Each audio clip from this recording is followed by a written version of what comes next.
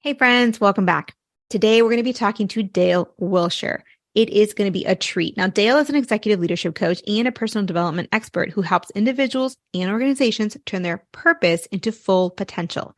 Now, you might be wondering what exactly I mean by purpose, because it's a word that tends to get thrown around, but Dale knows exactly what it means, and she's going to pinpoint that for us today. She happens to be the author of an award-winning personality book, the creator of several online courses on personality, career entry, and boundaries, and she's also a faculty member for the U.S. Chamber of Commerce's Institute of Organizational Management. She is IFC accredited as a professional certified coach and holds certifications as a certified professional life coach, career services provider, and a Gallup StrengthsFinder champion coach. She has an amazing background. She is an inspirational keynote speaker. She has been in sales and in science, and she's uniquely qualified to provide high-level insights into hidden strengths, beliefs, and calling using the latest findings in positive psychology, leadership, and neuroscience. Now, she is going to share so much with us today, so buckle up and let's get started. Hi, Dale. How are you doing today? Hey, I'm great. How are you? I'm doing great. It is so amazing to have you here today. And there's so much to talk about. We've already done an introduction, but you tell us in your own words kind of what you do and what brought you to this point. Well, thank you. Thanks for having me on. I'm thrilled to be here. So I am a professional development expert. So I help people grow into their ideal jobs, grow in their careers, grow into everything that they're supposed to be, their full potential. So I have been coaching for the last 10 years. I primarily work with women who are tired of trying to be everything to everyone, and they want to get clear about kind of what their source of genius is so that they feel like they have the bigger yes, so they can say no to other things. And sometimes that's a direction their business is going, or they're like, I don't love the work I do. Like I'm good at it, but I just don't feel like it's me. So it can lead there. So I work with leaders who want to develop their leadership potential along with managing their teams, and then just people in general. I've been a life coach for a long time, but also do career and life coaching with it. I'm a keynote speaker. That's some of my favorite stuff to do, to get to be able to go out to audiences and talk about all this and tell stories along with it. And then I've got a new membership like you do. And I have some courses, other things that have kind of allowed me to deliver the things that I do. Oh, absolutely. That's awesome. So it sounds like you've been doing this for a while now. Tell us a little bit about the journey, like when you first started and how it's evolved over time. Oh boy, Heidi. So the journey. So go back 10 years. I had my own career earlier. I'm definitely older. So, I was a science person. I got my undergraduate degree in invertebrate zoology, went to graduate school for molecular biology, thought, what am I doing here? Because that's where the first time I thought, this is not the right environment for my personality. Like this is theoretical. Everybody wants to work alone, and I just want to be more enterprising. So that's the first time I realized that who I am may get in the way of what I am interested in. Like I like science. I intellectually, I love that, but I realized that was not the right environment. So then I got out of that and I got into technical sales for a pharmaceutical company after being a microbiologist. And then I had children and I stayed home with my kiddos. And what, my story might be a little bit different from some, but I was so excited to stay home with my kids. It was always a dream of mine to be able to do. I have 4 daughters who are now older. But what was started as a dream actually kind of became a necessity. So I was married to someone who had addictions, mental health issues, and so I had to give up my career for a long time. So I stayed home for 17 years with my kids. And then that came to an end, and it was kind of a shock that it was. I kind of thought that's how I would live for the rest of my life. And so when it did, I was unprepared. And I thought, I eventually got full custody of all 4 of my daughters, which is a very rare occurrence. And I thought, I'm going to need a big job. I can't, I'd have other women in my neighborhood are like, okay, I'm going to be a para at the school. Like I couldn't be a para. I couldn't go be a barista. Like I needed to figure this out. And I had no idea who I was. None. I mean, a lot of parents, moms will say, I've been trying to be everybody, what everybody needs me to be for so long. I have no idea who I am anymore. And I was exactly that. And I'd lived in a pretty toxic situation for a long time. And who I was not liked by that person. So I didn't even want to be who I was. So I had to kind of fight through all that. I met with a bunch of different people who kind of coached me through this process. Like, who are you? What are you good at? What are some of your top accomplishments? And I'd never really considered any of those questions. And I didn't even know that career coaching was a thing. Back then, I just kind of pieced it together, hired different people in different ways. It took a long time, but eventually I started my own business, and I started in life coaching, moved to career coaching, because when people want to figure out who they are, a lot of times it has to do with, and then what should I do with this? So I kind of got credentialed through that process, and then have moved into a lot more leadership coaching. But when I work with people in a career way, a lot of times it's bigger pivots. I mean, when people are kind of like, I do not know what else there is for me, but I know that this is not it. Those are the juicy ones that I like, because that's part of my story. I knew I wasn't going to go back to what I had done before, because I couldn't travel, needed to take care of my kids. I was it. I had no village. So I needed to figure some things out in a completely fresh way, but much older. I thought, I am way too old for this. And I was terrified. I had nothing to contribute. And it was embarrassing. I thought, I'm going to be, dealing with people like 20 years younger than me who are going to be my boss. So to me, I always say, whatever you do, it's taking a lot of courage and humility. And those are two of my top values. And I think that helped. But it's a lot of the work I get to do with people to make it easier and let them know they do have a contribution, and you don't have to shoot too low to start. Like, there are bigger things for you to do. You may not start where you came out, but, and I don't work with only people who are reentering, but, I sometimes think we play it too safe. So I encourage them to use their gifts and strengths and to help them find the best places to do that. I love that. Okay, this is beautiful. So you mentioned a couple things that are really interesting, and I also have read a little bit about what you do. And the first thing, and I've got lots of notes here on what you said, because you said a number of different things that are going to resonate with our audience. But the first thing is who I am versus what I'm interested in, right? Like, who am I, personality-wise, values, etc., versus the things that I like. Oftentimes in college, students are always told, pick a major that you like, and that's going to lead to a career that you like, but that isn't always the case. So can you shed some light on that? Well, Patricia, I mean, you know way better than me, but it's so true. I mean, if that's the only gauge, and I didn't, so I thought I liked science. I liked all my biology classes. I kind of liked math. I hated history. I liked one English teacher, but I was like, okay, I guess I'll go that way. And then, I followed that along. But I also, being in the sciences, nobody was ever talking about the business of science. So I just followed that path. And then you finish your undergrad, and in this case, you get your PhD. There really wasn't a master's available. And I did not know at that time I was enterprising. This is all the stuff like I would, when I was in college, I was in a sorority, and we did a little training. And it was for leadership. And that's the first time I'd heard about personality. And so they, asked us two questions. There are like 25 of us. They said, okay, come over here. If you are an asker, I want you to go to that side of the room. And if you're a teller, stay on this side. And I was like, well, I've been trained to be a good girl. This is the University of Georgia, where we're all supposed to be polite. I am going to the asker side, because my mother would want me to be on the asker side. And my roommate took one look at me, and she was like, get yourself back to the teller side. Like, you are a teller. And then she did it one more time, that she goes, okay, now, but there's some cute girls on the teller side. So I was like, I can accept this about myself. And then she said, are you task focused, or are you relationship focused?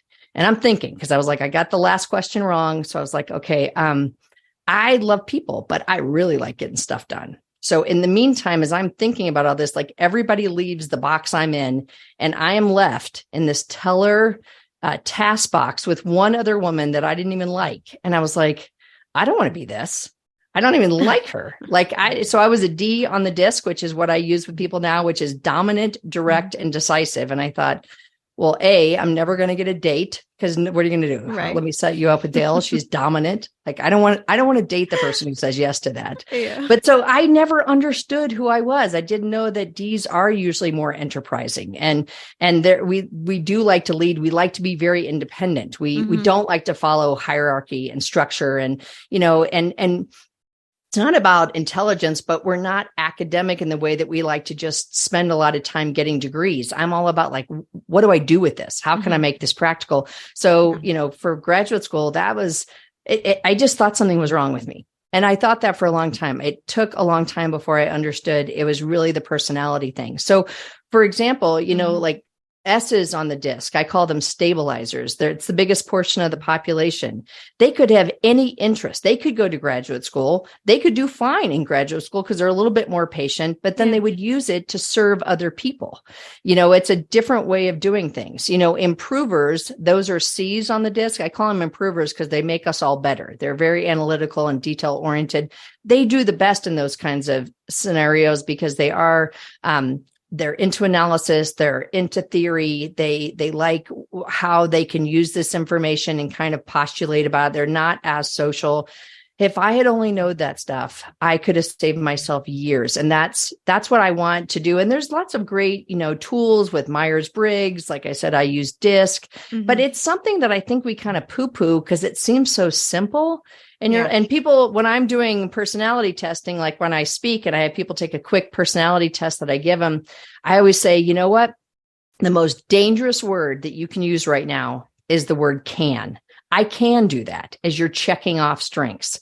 I said, I can be patient when I am well rested and well fed, but no one ever in my entire life has ever said, Dale, you are the most patient person I know. So I said, you've got to get like brutally honest about who you are, and can isn't going to help you. Like I can go to graduate school. I don't know how, but I got into that. It was an incredible program, but that wasn't going to keep me there or really make use of what my contribution was. So I feel like we need to do so much more for people understanding their base layer so that they can take with interest them, but make sure that it offers the opportunity to be in environments that are ideal for them.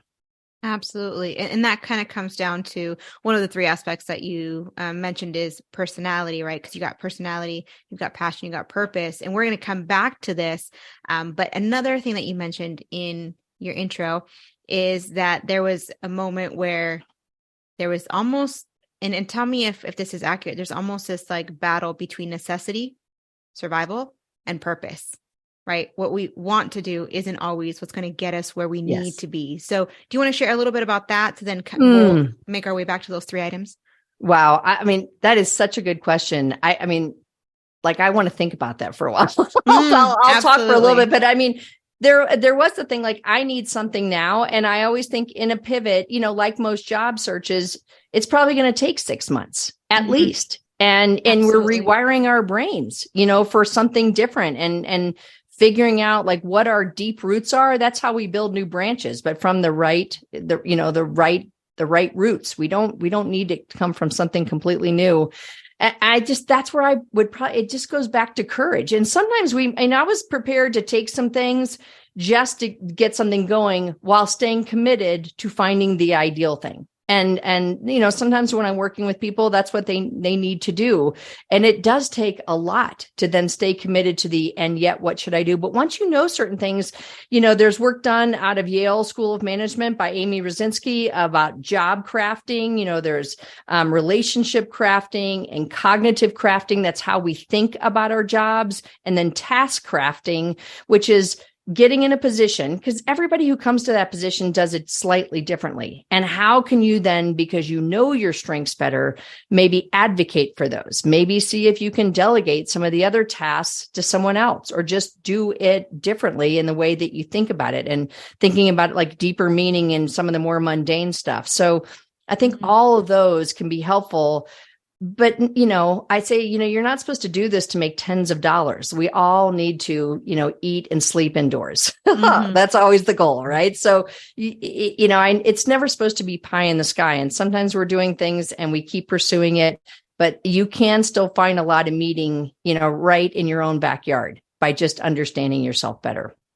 Absolutely. I was having a conversation with, I believe it's Aaron on a different podcast. And we were talking about, every skill under the sun can really fit pretty neatly into about 6 categories. Right. And so if you look at, Holland, interest skills, right? Like everything fits in about 6 categories. Now there's different levels and depths and, like you said, crafting, like honing in on your craft and those types of things. But still, it's more of how you communicate those skills and then how you express them, how you implement those skills on a day-to-day. That's going to make a difference in terms of what industry you're in. But the knowledge base might be different. The skill set is going to be very similar. And you mentioned, rewiring your brain it's almost like rewiring your brain to do the same thing in a different way. Amen. I so agree with you. Yep. So you've got so many great insights. And so I'm going to come back to one more before we really hone in on those 3 aspects to find your ideal job. And that is this idea of, you've got necessity versus purpose. We talked about who I am versus what I'm interested in. So you've got your personality in there, your passion in there, your purpose in there. But in the middle of all that is kind of this confusing space of where do they all meet up. And you had mentioned that you help folks to make a really big pivot. Yes. So do you have like any stories or anecdotes of like just how big these pivots could be? Because I think people think of a pivot, and even when I say big pivot, they still hear the word pivot, which means you're just taking a degree off, but you can actually go from art into chemistry. You can actually go from engineering into marketing, right? So do you want to share a little bit about that? Yeah, I wish I'd prepared and kind of gone through some of my client list on this. Like one client that comes to mind, she was doing insurance sales that she did not like at all, but she loved animals, loved animals. It wasn't at all related to what she was doing. And then she wondered, should I be speaking about animals? Should I do a speaking platform? Should I, is there a job for me? And it was going to require a whole new group of contacts. That was completely different network that she was going to need. But what we realized is that she is on the personality scale, she's a connector, which is an I on the disc. And they are great communicators, inspiring, very persuasive.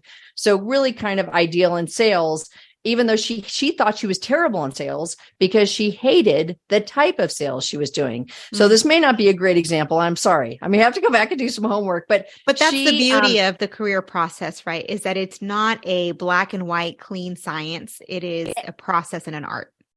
It is. And there are multiple ways to use your skills, as you were saying, I just like, I don't believe there's one right person for you on the planet. You may have one incredible person that you are with for the rest of your life, but I do think there are multiple people that could have filled that role. And it's the same jobs. And, some of those, again, we get in there and we craft them and then they really become ideal. I don't think anything starts out as good, but this client, she had such courage. And because, her husband was like, hey, this is taking a little bit of time. And don't you think this is crazy? Because now you're trying to get in with these companies and she didn't really know it would be sales. There was like a couple different things she was doing. We had to write a completely different resume for her and use, a lot of her passion projects or interests on her resume to be able to advocate for the animal world, but she worked it. I mean, we used her LinkedIn, she met new people. I was so darn proud of her. And she took on a really great sales position with one of the biggest in the industry, at like way more than she thought she was going to start with. Cause again, it's a pivot. So you have to settle for less. And she was doing some pro bono work for people to get experience. And, but so much of that was who she was. She kept thinking, I must not be this person. And because her husband was her opposite, which most of us have, that's what we're attracted to. She kept thinking she was the opposite. Here, because her and her husband were opposites, right? Oh, thank you. Okay.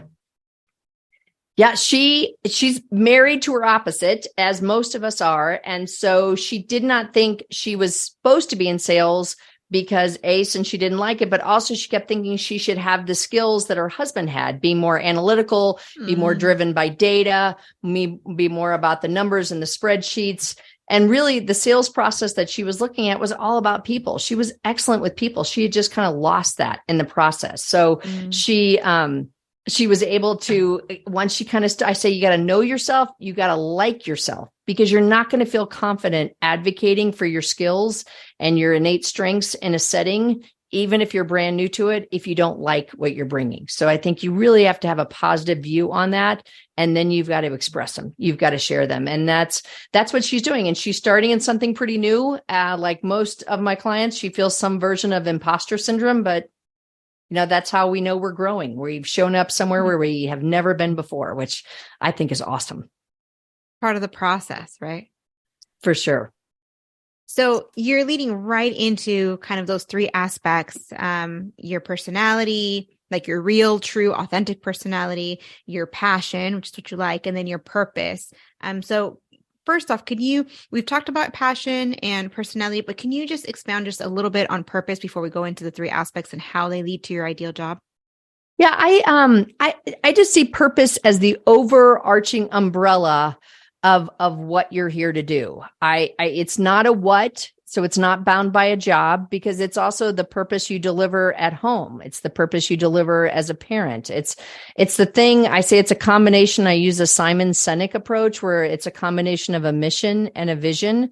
And so it's your source of genius. That's your mission. You want to deliver that. And then it's the vision, which is the world you want to live in. So mine is to see deeper truths in people. That's why I liked marine biology long ago. I liked going deep. I just realized I like going deep into people, but that's my source of genius. And I do that so that people can reach their full potential. So that kind of purpose. So when you know that there are certain industries that are going to maybe be more conducive to delivering that, or you can take where you are right now and find ways to deliver that. But that's how I look at purpose, but it's not a who, it's not a purpose, a person.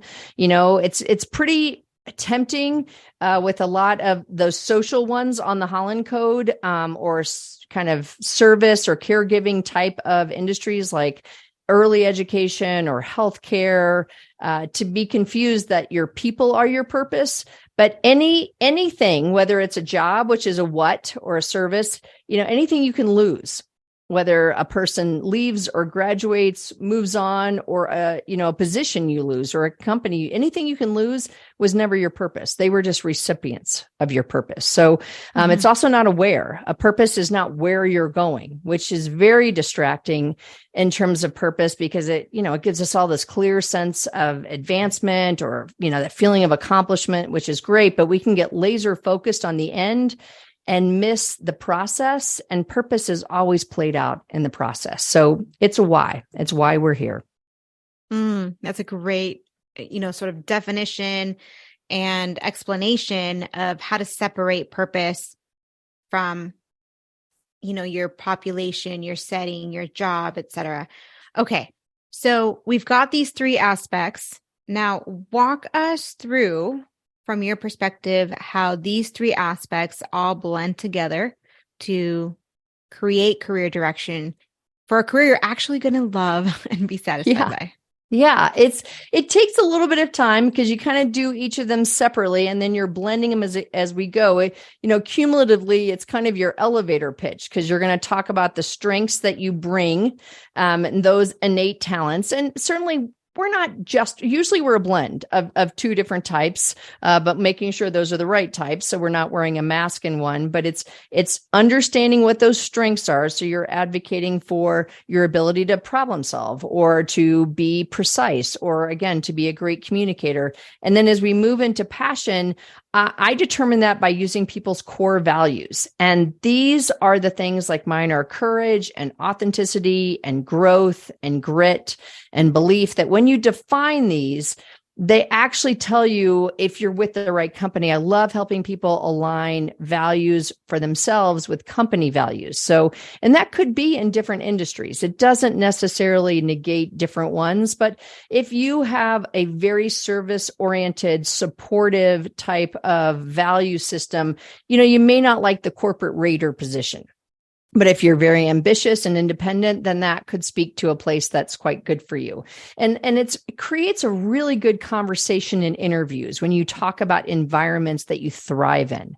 And people that you align with are usually those who share your values. So one of my favorite questions, Patricia, if I can give this, because it can really be helpful to people in determining core values. I don't like people to look at lists, go shopping for values. It's like getting a Nordstrom's gift card. You're like, oh my gosh, I didn't. No, I don't even shop at Nordstrom. Well, yeah, but then you get in there, you're like, I'll take everything because it's awesome. And they all sound great. I know. So then we have every value, but that's not who we are. So I like to ask people questions, and they come out. It can be personal or professional, but to say, what makes you most angry? One of my favorite ones. And I had a client who was talking about, she actually graduated in the pandemic and had been a 4-year athlete at a D1 school, had no idea what to do because she'd never really done internships or anything. So we went through personality, and she was like, yeah, it's okay. I'm like, all right, it's only my area of expertise. We'll move on. And then I said, let's look at your passions. And that's when I asked her that question. She goes, well, what really makes me angry, stuff I hate, I hate feeling stuck, which is kind of what brought her, to work with me. And then she said, and I hate people who won't put themselves out there. And she's like, I don't really hate them, but I was like, I get what you mean. Be honest. Just go for it. And then she talked about, she also hated fake people. They made her really angry. That just drove her crazy. I said, you know what? You're just describing the exact opposites of growth, which is the opposite of stuck, authenticity, which is the opposite of fake, and courage, which is the opposite of not putting yourself out there. And it was one of the, she was like, oh my gosh, this just feels like this is my contribution to the world. And actually she went into sales with a tech company because she was able to use all of those values, and they fully aligned with the company values. And she was able to advocate for that during the interview really well. I think that's one of the pieces that everybody misses is they go into the interview trying to get the job, meaning trying to squeeze themselves into the size 6 shoe and trying to figure out, like, what do you want to hear? And number one, they completely miss any kind of value-based or, and for better or for worse, these things really tug at our emotions, which is a whole other side of our decision-making process that makes a big difference. And they go in there trying to have the right answer so much that they completely miss the fit, the value, the connection, like with the other people in the room and with the mission of the organization. So I'm so glad you brought that up. It's such a great point. And I think it feels like a softer, more authentic way to advocate for that, right? Because you're not really advocating for yourself, which we all struggle a little bit with putting ourselves out there, and we need to in an interview. But if you're kind of advocating for your values, that feels a little bit better. So in that way, just what you said, you get to interview them while they're interviewing you. Absolutely. And the tables have turned. I mean, we're really in a space now where, candidates are able to do that. And it's not only acceptable, it's actually a good thing. It's encouraged. It's impressive, Yeah. Okay. So we've gone through quite a bit of information and so many great insights here. And so if you were to begin to summarize, personality, passion, and purpose, and how it can not just help you make decisions for your career, but help you drive your life forward and in a successful way, what would you share with the audience? I would just encourage everyone to not skimp on this process. And I understand the necessity that we talked about earlier, and whether you need to get something, save some time to work on this, offline, and really understand who you are, because that is how you're going to make your highest contribution. Why waste all those hours at work just doing a job when you could really contribute your best self? I mean, that's part of full potential. So I would encourage everyone to take that time to really make sure they're not wearing personality masks. We call it covering. Deloitte study said that at least 61% of us in the work world are covering, but you need to be bringing your true personality to work. You need to know what that is and to advocate for it. Same with your passion and your purpose. And the purpose piece, it's the deepest dive. It can take the longest, but there are clues along the way that, Simon Sinek's book, Start With Why. There's a companion to that called Find Your Why, which is a really useful tool. Of course, I do this kind of work. I have a membership where we do this kind of work if anybody is interested in doing that amongst other people. But I just find that it gives you an excitement and a motivation for delivering on the thing that you feel like you are here to do. And I had a client who, hers is all about, she was a burn nurse and didn't know what she wanted to do after a period of time when her kids were grown, and she wanted to do volunteer work, but she does it as a 40-hour work week. Mm-hmm. But in determining her purpose, so before she worked with these burn patients, so it's really to provide a sanctuary for fragile populations because they were the most fragile in the hospital. And now she works at the Denver Zoo, working with some of the most fragile the exotic birds, and loving it because she's still providing a sanctuary, a safe place for a fragile population. So it just allows you to feel like you're still in the lane you're supposed to be being in, but there's so many options for you there. And she just feels like she is on mission. I mean, there's almost not enough money that we could pay to give us that how much that's worth. It's a big deal. No, it's true. And you know, it really drives home that story really drives home just sort of the entire episode, the entire conversation we've been having, which is her enjoying and loving and getting so much satisfaction out of her job is less about the setting, less about exactly what she's doing, less about the population, but more about how she's expressing her personality, her passion, her purpose. It's in being that sanctuary for others, whether it's a person or an animal. So that's where you can kind of see it's about who you are more so than who you work with. So true. So well said. So I love that. Okay. So we're about to wrap up here, but imagine that we've got millions and millions of listeners across the world, and you've got 1 minute. What's the one thing you would say to them? I would say that there's more to you than you know.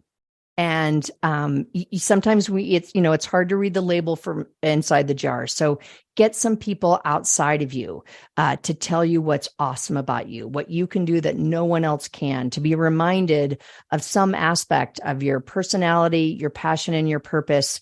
And then please go deliver on that. Please. That is a life to the full. And our world needs more of y'all doing that. We all need it.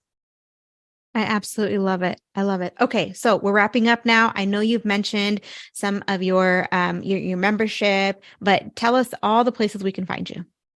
Yeah, the main website is yourauthenticpersonality.com. It's not my authentic, it's yourauthenticpersonality.com. At the top in the header, there is a tab for personality. And on that, I've got a free quiz. I've got, there's a paper quiz. There's an online quiz. There's a bunch of videos to help you discern who you are. There's just loads of information there. And then I've got a course called Career Pivot, 30 Days to Your Ideal Job. And that's under the coaching tab. So that's something to look at if you're kind of a DIYer, but you want all this to understand how to leverage your network and get new ideas and use that contribution. Module 2 is all about your personality, passion, purpose. So that's your authentic personality backsplash, unsplash, backslash career space pivot. Or actually no spaces, just career pivot. And then the final piece is that membership, because all of these courses, I've got a boundary boot camp, I've got an elevated authenticity blueprint. We've got all kinds of things around time management and personality mega pack and, on and on. That all lives in the membership. And we've got an incredible group. This is only for women. So I'm sorry, guys. This is a place that we are helping women rise in their careers and in their place of influence. And that is somewhere that you can go and get the community that's all about doing that. You get live calls and this full library that I mentioned. And that is under membership in the top tab. And it's called Elevated Authenticity. I'll be running a promotion over July 4th and then usually run them once a quarter. So if funds are tight, be looking for those promotions or get on the newsletter, and then you'll be given access to those whenever they come about. Wonderful. Thank you for that. So we've got the Authentic Personality Quiz, paper online. We've got the Career Pivot program for DIYers, and then we've got the Elevated Authenticity membership. So all those links are going to be in the description. Again, thank you so much, Dale, for joining us. We really appreciate you having a conversation and sharing your insights and your experience. And to everyone listening, thank you so much for joining us. Know that we'll be praying for you, and we'll see you on the next one.